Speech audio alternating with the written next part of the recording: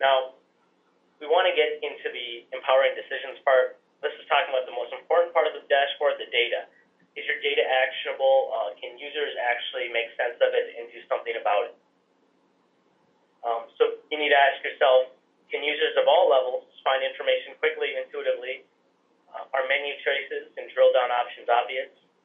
And is the information logically structured and clearly labeled? I want to show you a dashboard that we've been working on with Widgets Incorporated, and throughout the iterative process, we've landed on this.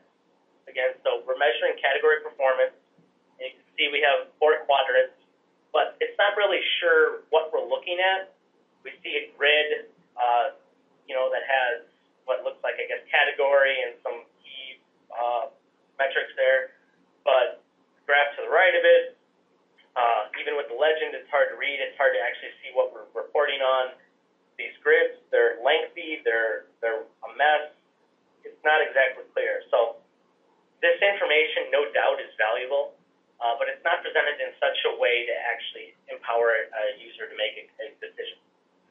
So what we can do, a couple little quick tricks that we can do is first off, make sure that we clearly label what each of these data elements are, these grids and these graphs, so that even a person, even a category manager, even whether it's a category manager or whether it's a guy up the street, they can look at the dashboard and say, okay, this top left is key performance indicators because it says so, and this top right graph is metrics on a certain category just because it says so. So we'll want to add titles, and we want to make sure that we're not reporting redundant metrics in similar fashion. It's okay to show the same metrics, but in different ways. We just want to make sure that we're not doing it repetitive. So what we want to do with this top right graph is we are showing revenue and profit margin, and last year's revenue, but some of these metrics are redundant. However, one thing that this particular graph does have that would be valuable is last year's revenue when compared to this year's revenue. So we're going to change that graph type, and we're going to just report those 2 metrics, and it gives us a totally different view of the dashboard. And we'll see it here. Again, just by adding some titles and changing some of the metrics around, we've now made this a little bit more usable.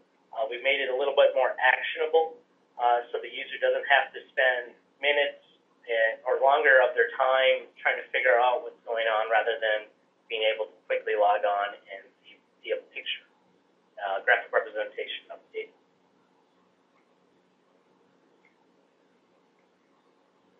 So to recap, your dashboard should be intuitive. No training should be required. So again, anybody should be able to, not that you want anybody to see your dashboard, but anybody should be able to see it and know what the data means. Volumes of data should be presented at a glance. You use different graphs, use different grids, segment the data, and to provide unique perspectives. You also want to assign a label to each graph and grid, just to make it obvious that that's what you're looking at. And your key items should be obvious and apparent. Key items being your alerts or KPIs. They should be in an obvious point of the screen, and they should be the first thing a user looks at.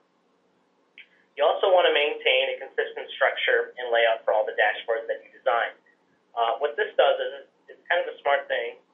If you have a multitude of dashboards, I'd say even 3 or more, if you have the KPIs or key performance indicators in the top left of every dashboard, and you have, revenue or profit margin of a particular graph on the right side in every dashboard, a user will be able to go to dashboard and know where to look right away and know what to expect. So it subconsciously trains them, and